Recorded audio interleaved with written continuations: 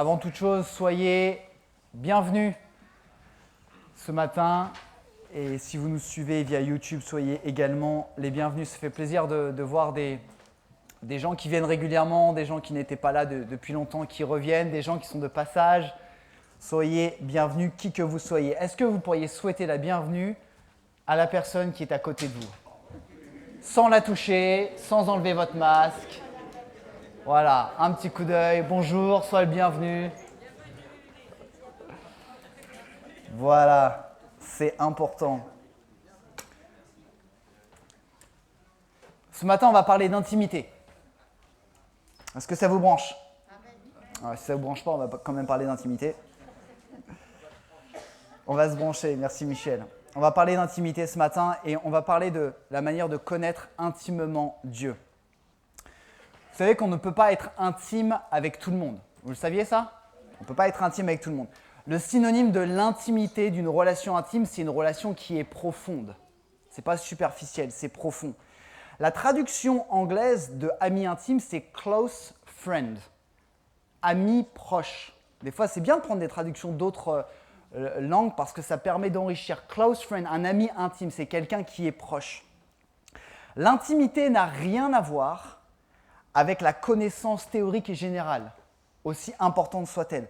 Je peux vous donner un exemple. Je peux étudier par cœur le dossier d'Isabelle, ma femme, connaître tout ce qu'il y a à savoir sur Isabelle. Il y a beaucoup de choses à savoir sur elle. Beaucoup, beaucoup de choses. Je peux connaître par cœur le dossier de ma femme et ne pas être intime avec elle. Rassurez-vous, je le suis.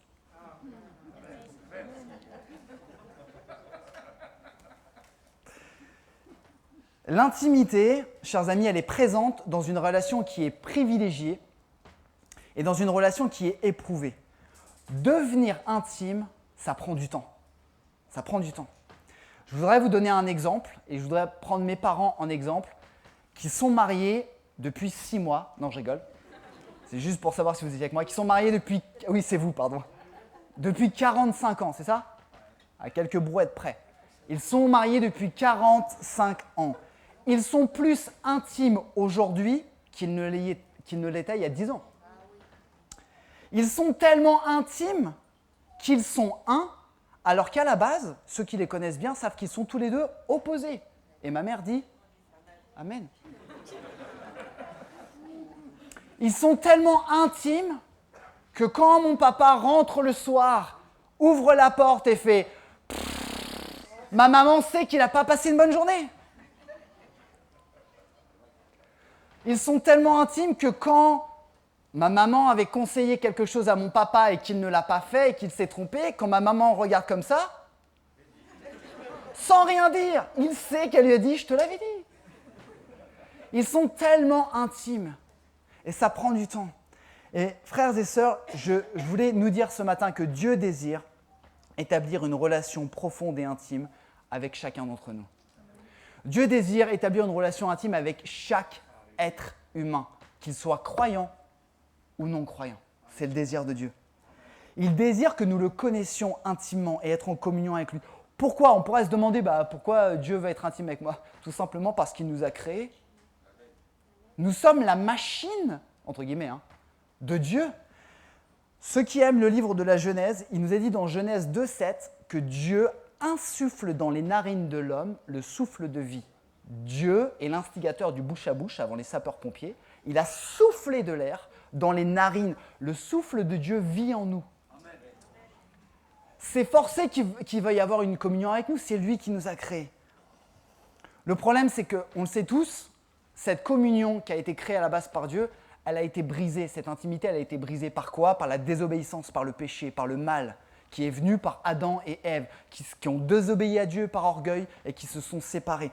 Et le désir de Dieu, c'est de restaurer cette intimité. C'est de restaurer. Et Dieu veut tellement restaurer cette intimité avec toi et avec moi qu'il a envoyé Jésus-Christ. Il a donné son Fils pour restaurer cette intimité. Dieu a soif de communion avec moi, avec toi. Il a soif de ça. La question qu'on doit se poser ce matin, c'est est-ce que j'ai vraiment soif de communion avec lui? Dieu veut de l'intimité avec toi, mais est-ce que toi, tu désires vraiment l'intimité avec Dieu? Dans la parole de Dieu, le terme qui revient sur intimité, c'est le terme connaissance, qui vient du grec épignosis. Et répétez après moi, épignosis. Vous parlez très bien grec. Hein. Ça veut dire la connaissance, mais pas simplement la connaissance. Ça veut dire la connaissance précise et la connaissance correcte. On va lire ensemble un passage dans Éphésiens chapitre 1.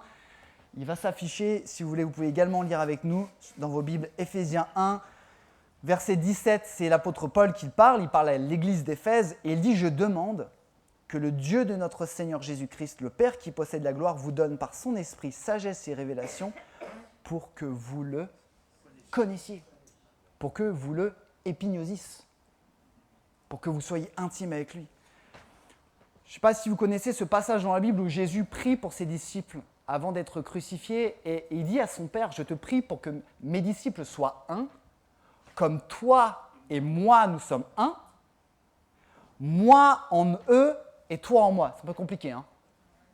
Mais c'est la communion. Jésus prie pour ses disciples, le désir de Jésus, qui est par l'extension le désir de Dieu, veut que les chrétiens, les croyants soient un, et que Jésus soit en nous pour que nous soyons en communion avec Dieu. Amen. Et sans plus tarder, je voudrais développer 2 points ce matin. Le premier point, c'est connaître Dieu de façon intime, c'est une caractéristique essentielle du disciple.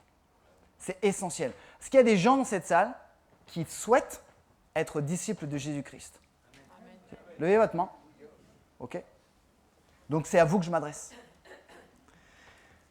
Devenir disciple de Jésus n'est pas une... Alexis? Option. Ce n'est pas une option. Pour avoir une vie chrétienne effective, nous devons être des disciples. Une vie effective, c'est une vie qui a des effets. Porter du fruit. Et c'est cette connaissance, ce besoin d'intimité... Toi, t'as changé de place, là. Excusez-moi. Cette connaissance, cette intimité, c'est ma responsabilité. Ce n'est pas la responsabilité de ma femme, ce n'est pas la responsabilité de mon pasteur, c'est ma responsabilité. Si je veux devenir disciple de Jésus, je dois apprendre à le connaître. Je voudrais faire un double constat ce matin. Le premier constat, et je pense que vous serez d'accord avec moi, le premier constat, et c'est un constat qui est assez triste, c'est l'Église, au sens des gens, les chrétiens, on sait que l'Église, ce sont les gens, ce n'est pas un bâtiment. L'Église n'est pas aussi puissante qu'elle devrait être. Vous êtes d'accord avec moi ?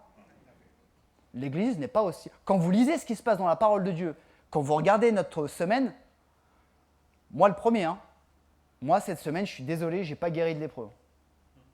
Je n'ai pas marché sur les eaux, je n'ai pas prêché l'évangile ouvertement. Mais le constat, c'est que l'Église aujourd'hui, elle n'est pas aussi puissante qu'elle devrait être. Certains chrétiens, et je ne juge personne ce matin, certains chrétiens galèrent. Certains chrétiens ne progressent pas, même certains croyants régressent. Pourquoi ? Parce que je crois que nous ne connaissons pas assez intimement Dieu.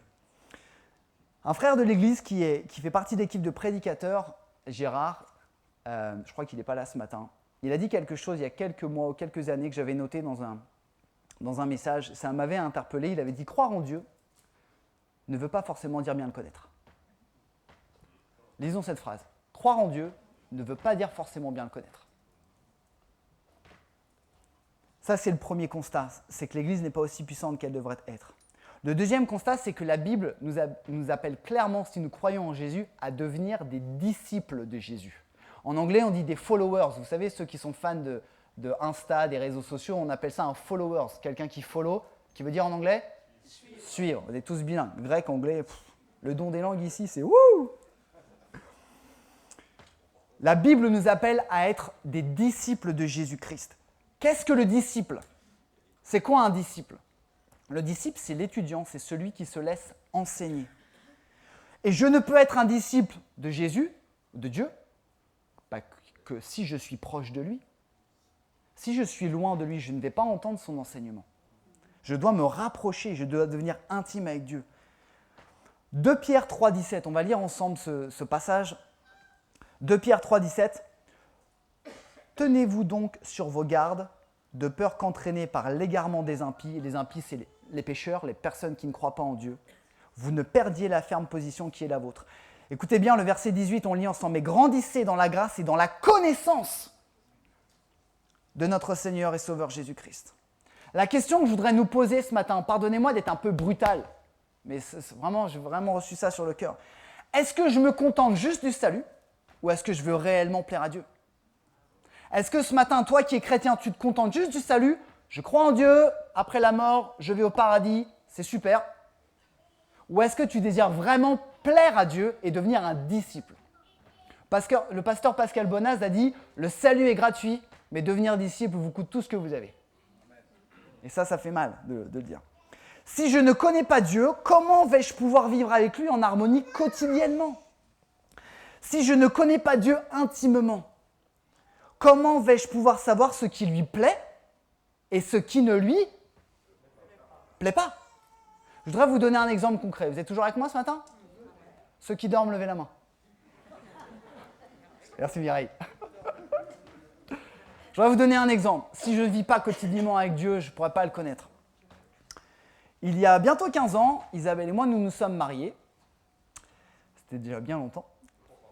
Et donc le mariage se passe le soir, la nuit de noces, je ne donne pas de détails, hein, c'est pour nous ça.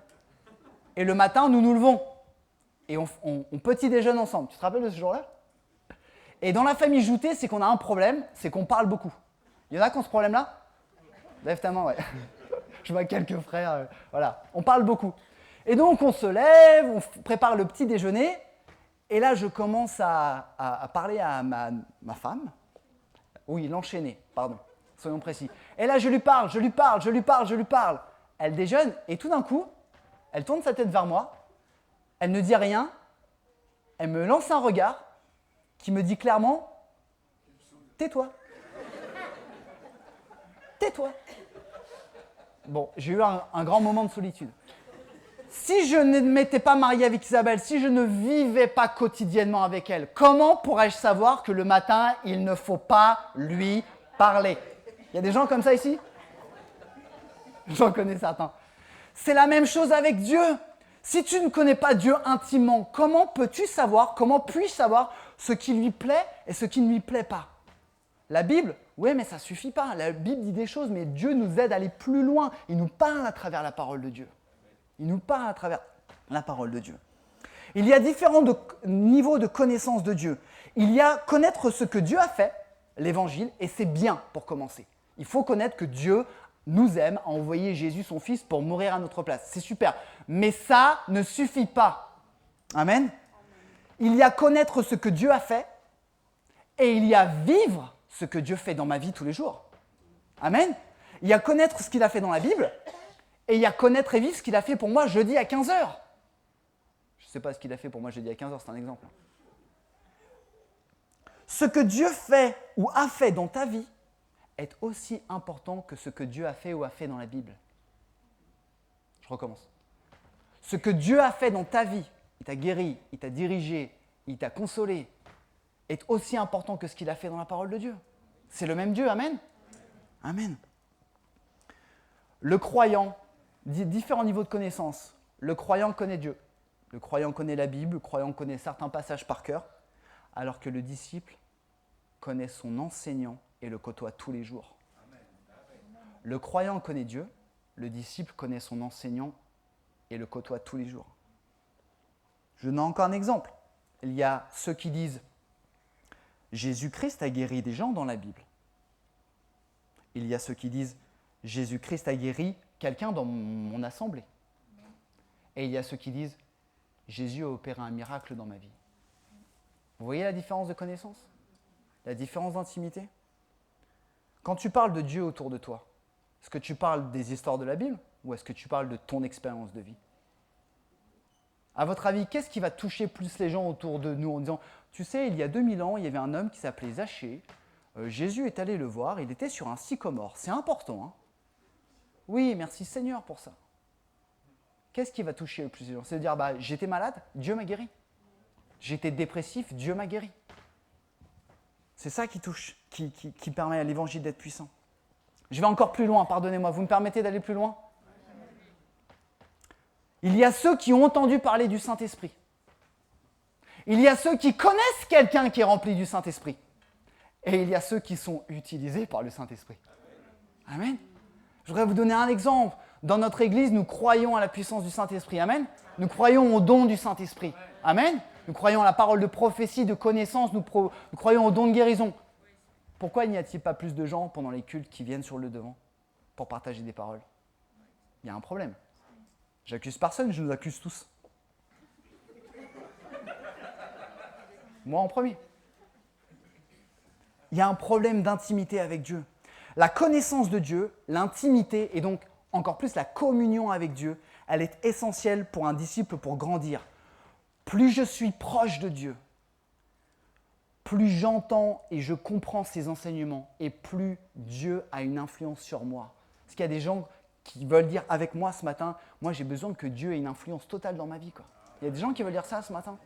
C'est vraiment important. Et Dieu ne pourra pas avoir d'influence dans ma vie si je ne suis pas proche de lui.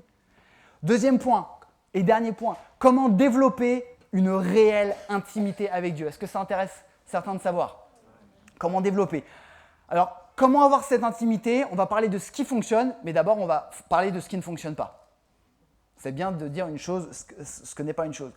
Ce qui ne fonctionne pas pour développer son intimité avec Dieu, c'est développer une intimité avec Dieu lors des rassemblements d'église. On n'est pas là pour développer notre relation personnelle avec Dieu. On est là pour se rassembler en tant qu'église pour faire monter la louange vers le Seigneur. On est tous d'accord? La grande assemblée, ok? On n'est pas là, alors merci Seigneur parce qu'il agit en nous, il utilise les dons du Saint-Esprit, mais on n'est pas là pour grandir individuellement. Si ta seule activité spirituelle de la semaine, c'est le culte, pardonne-moi, mais je voudrais te dire ce matin que ton intimité, elle n'est pas bien grande avec le Seigneur. Permettez-moi de prendre un parallèle avec le match. C'est pas quand on fait un match qu'on progresse, hein, c'est à l'entraînement qu'on progresse. Il y a des sportifs ici? Oui?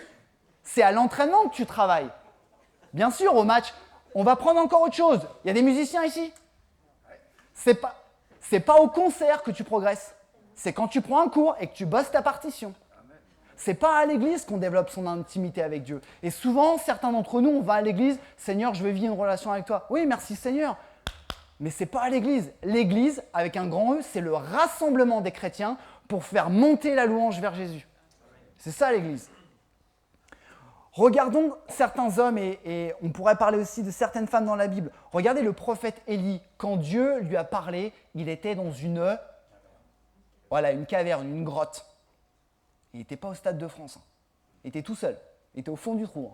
Moralement, il était au fond du trou. Moïse, quand Dieu lui a parlé, il était tout seul sur une montagne. Il n'était pas avec les centaines de milliers de personnes du peuple d'Israël. Dieu nous parle et développe son intimité quand tu es tout seul avec lui. Et ça, c'est vraiment important. Et je crois qu'aujourd'hui, beaucoup d'entre nous, je dis beaucoup d'entre nous, ne vivent pas une réelle intimité avec Dieu.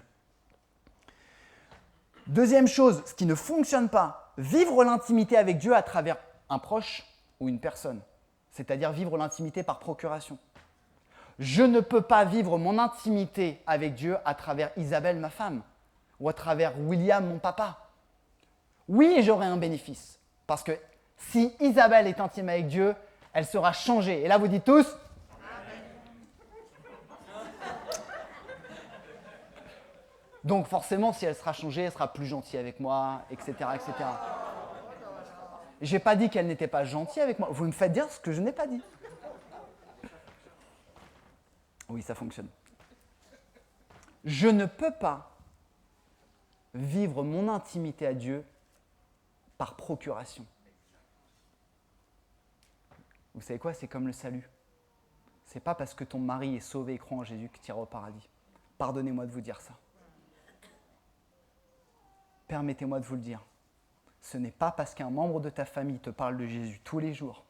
Si tu n'as pas fait ta démarche personnelle, tu n'iras pas. La Bible dit « Crois au Seigneur Jésus et tu seras sauvé ». Ce n'est pas dire un membre de ta famille. C'est la même chose avec le salut. Vous savez quoi? C'est la même chose avec le sport. Ce n'est pas parce que ma femme fait du sport et que je la regarde de tout mon cœur faire du sport en mangeant des pop-corn que je vais maigrir. Pardonnez-moi cet exemple-là, c'est la même chose. Vous imaginez Isabelle sur le vélo d'appartement, puis moi avec des pop-corn. Vas-y, vas-y ma chérie, vas-y, vas-y. Pensez-vous que je vais perdre des calories? Non. L'intimité avec Dieu, c'est personnel. C'est vraiment personnel. Dieu veut développer une réelle communion avec chacun d'entre nous et pas avec des groupes. Et vous savez quoi? C'est un processus difficile. Pourquoi? Parce que c'est un processus contre nature. Notre nature humaine est pécheresse et mauvaise. Donc forcément, notre vieille nature va nous éloigner de cette intimité, alors que nous devons aller à contre-courant. En plus, la société dans laquelle nous vivons, une société qui renie Dieu, qui ne reconnaît pas Dieu, va nous empêcher de développer une intimité avec Dieu. Bon, on a parlé de ce qui ne fonctionnait pas. Est-ce que ça vous intéresse de parler de ce qui fonctionne ? 3 choses qui fonctionnent. La première chose, c'est prendre du temps. Je ne sais pas si vous avez eu l'occasion d'écouter le message de Gérard sur notre chaîne YouTube jeudi, et si vous n'avez pas fait, je vous encourage à l'écouter. Je vous encourage tous les jeudis soirs à partir de 18h15, on est en ligne. Gérard a dit « Dieu nous demande de prendre du temps ». Dieu nous demande de prendre du temps. À l'église Vie et Foi, les prédicateurs et les pasteurs, nous n'arrêterons jamais de vous encourager à prendre du temps avec Dieu. Jamais à prendre du temps avec Dieu. Alors vous allez dire, est-ce que ça veut dire qu'il faut aller à l'église ? Pas que. Est-ce que ça veut dire qu'il faut lire sa Bible ? Oui, mais pas que. Est-ce que ça veut dire qu'il faut chanter des chants de louange ? Oui, mais pas que. Passer du temps avec quelqu'un, ça veut dire tout un tas de choses.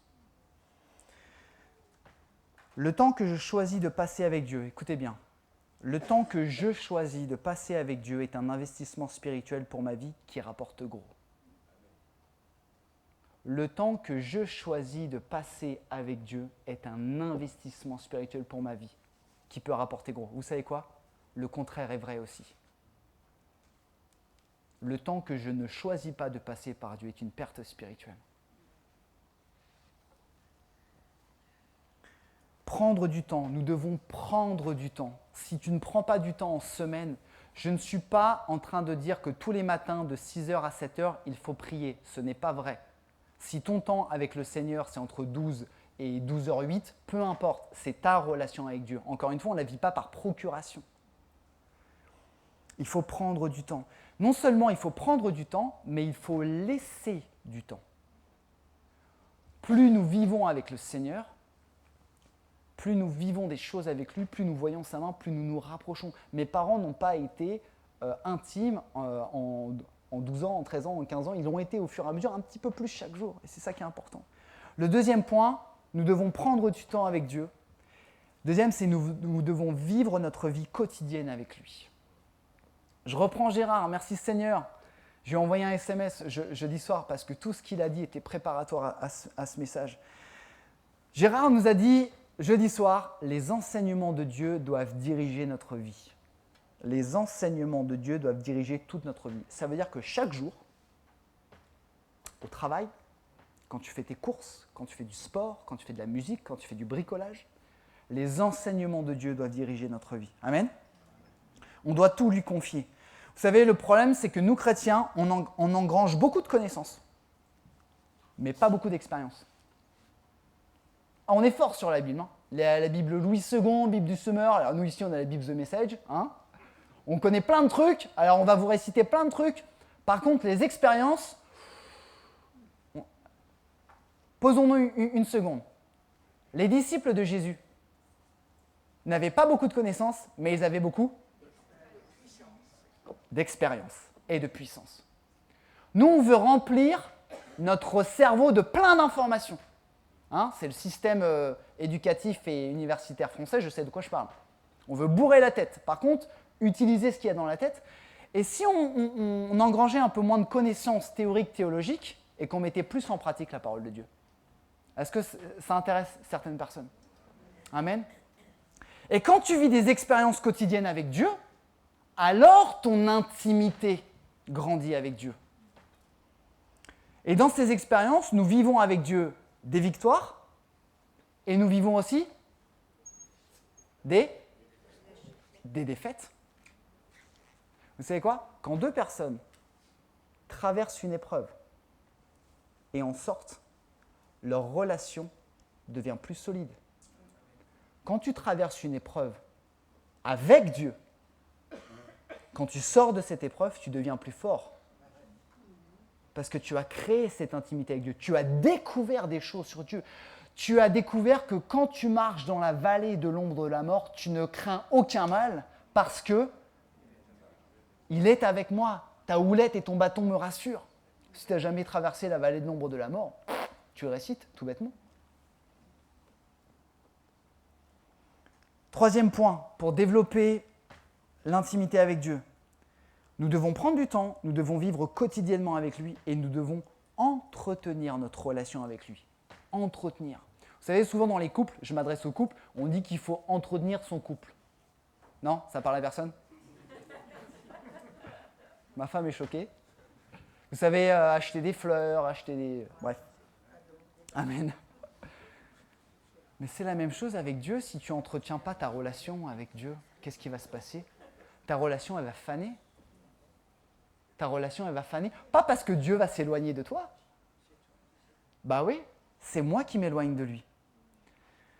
Je ne crois pas personnellement au surplace. Vous savez faire du surplace qu'on faisait dans la piscine? Oui? Vous savez faire du surplace avec vos bouées canards? Vous savez, avec votre short à fleurs?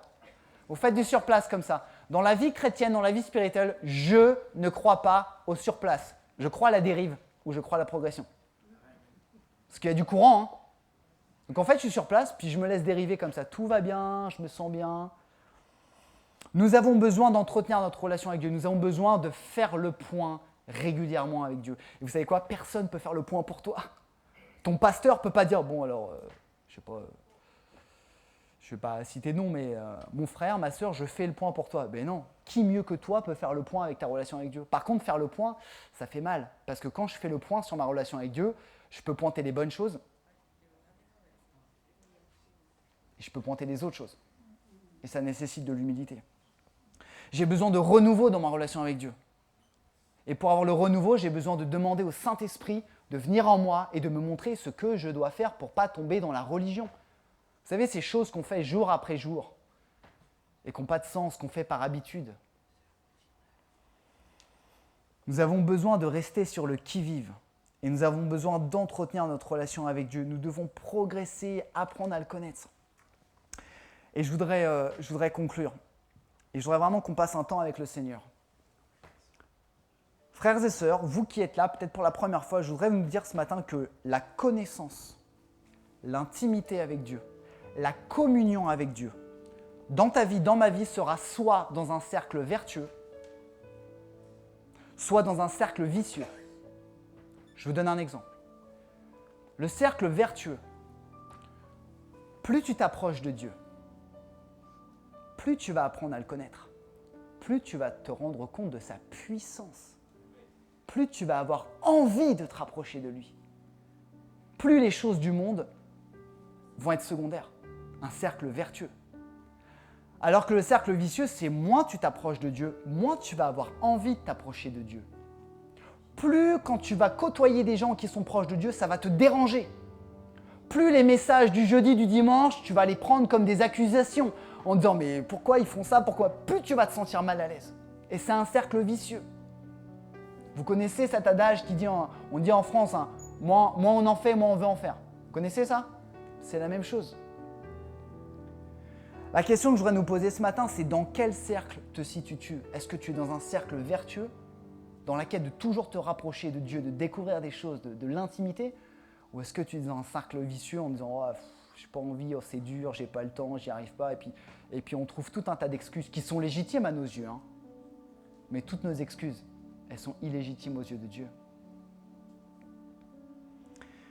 Plus je développe ma connaissance de Dieu, au sens de la connaissance précise de Dieu, écoutez bien, plus je développe ma connaissance de Dieu, plus je deviens intime avec Dieu. Plus je deviens intime avec Dieu. Cette intimité avec Dieu va me permettre de rentrer en communion avec Dieu, avec Jésus et avec le Saint-Esprit. Vous savez quoi? C'est le point final de ce message. Si je suis intime avec Dieu, alors il va commencer à m'utiliser.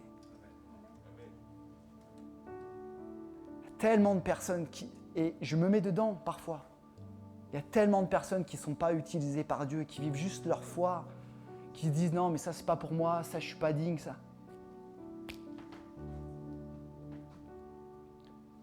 Dieu a envie que l'Église elle soit puissante. Est-ce qu'on lit la même Bible? Est-ce qu'on lit la même parole de Dieu? Dieu a vraiment à cœur que les gens qui croient en Jésus soient des gens qui bénissent autour d'eux, soient des gens qui guérissent autour d'eux, soient des gens qui soient inspirés par le Saint-Esprit. La question que je nous pose ce matin, c'est est-ce que tu as soif? Est-ce que tu veux plus d'intimité avec Dieu ou est-ce que le salut te suffit? Est-ce qu'on peut baisser nos yeux, fermer nos yeux? Est-ce qu'on peut se mettre en prière ce matin?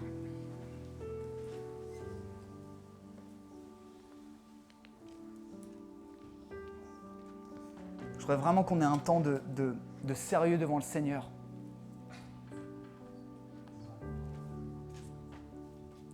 Puisse vraiment laisser le Seigneur sonder notre cœur ce matin.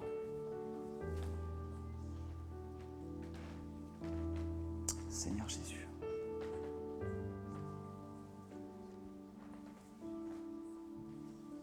La question ce matin est de savoir ce que tu veux faire, ce que moi je veux faire.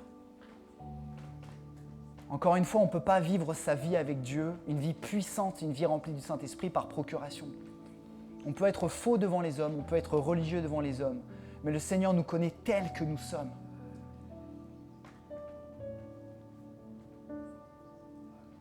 Je voudrais que chacun d'entre nous, on puisse prendre quelques secondes pour se présenter devant Dieu. Peut-être que tu ne connais pas Dieu ce matin. Présente-toi juste devant lui. Parle-lui dans ton cœur. Il n'y a pas besoin de formule.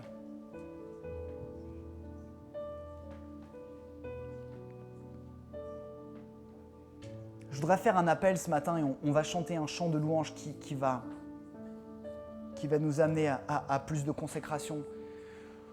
Je voudrais inviter quiconque ce matin, homme, femme, enfant, chaque personne qui a le désir profond de développer une intimité, une connaissance, une communion avec Dieu. Je voudrais inviter ces personnes à répondre à l'appel, à se lever, mais avant de vous lever, je crois que de la part du Seigneur, je voudrais vous prévenir, parce qu'un engagement nous engage envers Dieu. Si tu te lèves ce matin et que tu ne fais rien dans cette semaine, ni dans ta vie pour changer, reste assis. Je ne juge personne. Ceux qui ont suivi Jésus l'ont suivi et ont décidé de le suivre. Ils ne lui ont pas dit oui et sont partis après. C'est notre responsabilité.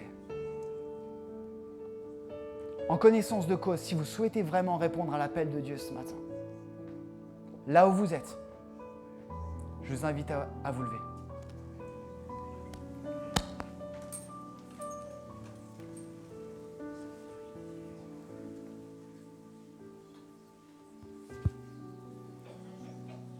Je voudrais confirmer ce message ce matin.